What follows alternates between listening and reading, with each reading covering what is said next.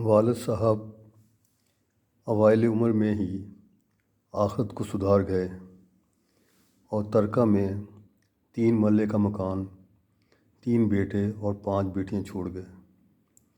ماں اس غم میں فالج کی مریض بن گئی۔ بچی کھچی پونجی ماں کے علاج پر لگ گئی اور یوں ہم بے یار و مددگار ہو گئے۔ ہم بہن بھائیوں نے عملی زندگی اجرت پر لفافے بنانے سے شروع کی۔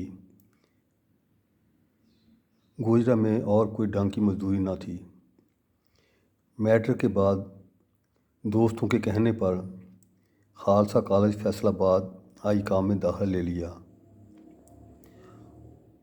ہاسٹل میں رہنے کی استطاعت نہ تھی، اس لیے ٹرین کا ماہانہ پاس بنا لیا، جو کہ اس زمانے میں 11 روپے میں بن جاتا تھا۔ صبح سویرے ساتھیوں کے ساتھ گاڑی میں فیصل آباد کے لیے روانہ ہو جاتے اور شام گئے گوجرا گھر کو لوٹتے۔ ساری زندگی معاشی تگ و دو میں گزر گئی۔ جوانی بھی صحرا کے پھول کی طرح گزر گئی۔ پوری زندگی امیدوں اور خوف میں گزار دی۔ کبھی روزگار کا خوف، کبھی مالک کا خوف، کوئی ڈھنگ کی نوکری نہ مل سکی، خاندان کی کفالت اور اندھے مستقبل کے خوف نے جینے کا سکون چھین لیا۔ ساری عمر خدا کو بھولا رہا۔ غم روزگار سے فرصت ملتی تو خدا کو یاد کرتا۔ اب بڑھاپے کا خوف دستک دے رہا ہے۔ موت کا خوف دامنگیر ہے۔ مسجد جاتا ہوں تو مولوی مجھے عذاب قبر سے ڈراتا ہے، دوزخ کے خوفناک آگ سے ڈراتا ہے۔ زندگی بے مقصد بیت گئی۔ اب بستر پہ لیٹا ہوں اور مایوسی نے گھیر رکھا ہے۔ مولوی مجھے خدا سے بھی ڈراتا ہے۔ ان سب وسوسوں اور خوف میں لاشعور کا ایک واقعہ میری زندگی میں روشنی بکھیر دیتا ہے اور میری مایوسیوں کو دور کر دیتا ہے، اور نور کا ایک حالہ مجھے چاروں طرف گھیر لیتا ہے۔ مرزائیوں کے خلاف تحریک زوروں پر تھی۔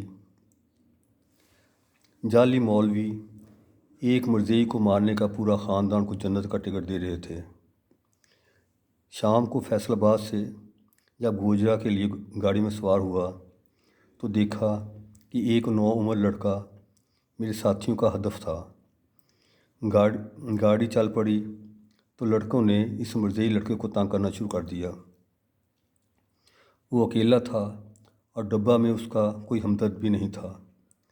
خیر انہوں نے چلتی گاڑی سے اسے دھکا دینے کا پلان بنایا اور اسے دروازے کی طرف لے جانا شروع کر دیا۔ لڑکا بہت خوفزدہ ہو گیا۔ اس کے چہرے پہ موت کا رنگ چھا گیا۔ وہ لوگوں کو مدد کے لیے پکارنے لگا مگر سب بے حس ہو چکے تھے۔ میں یکدم اٹھا اور جا کر دروازہ بند کر دیا، لڑکے کو اپنے حصار میں کر لیا۔ میں نے انہیں خدا اور رسول کے واسطے دیے مگر ان کے ذہن میں تو مولوی کی جنت سوار تھی۔ خیر ہاتھا پائی شروع ہو گئی۔ جب میں بے بس ہو گیا تو گاڑی کی زنجیر کھینچ دی۔ گاڑی کی رفتار ہلکی ہوئی تو میں نے اسے پکڑ کر چھلانگ لگا دی اور کھیتوں میں سے دوڑتے ہوئے قریبی گاؤں رات گزار دی اور صبح اسے اس کے گھر حفاظت سے چھوڑ آیا۔ مجھے سورہ مائدہ کی یہ صورت یاد آ رہی تھی کہ جس کسی نے بے گناہ کو قتل کیا گویا اس نے پوری انسانیت کو قتل کیا، اور جس نے ایک نفس کی جان بچائی تو اس نے پوری انسانیت کی جان بچا لی۔ یا اللہ، میرے پاس صرف یہی عمل ہے، تو میرے گناہوں کو معاف کر دے۔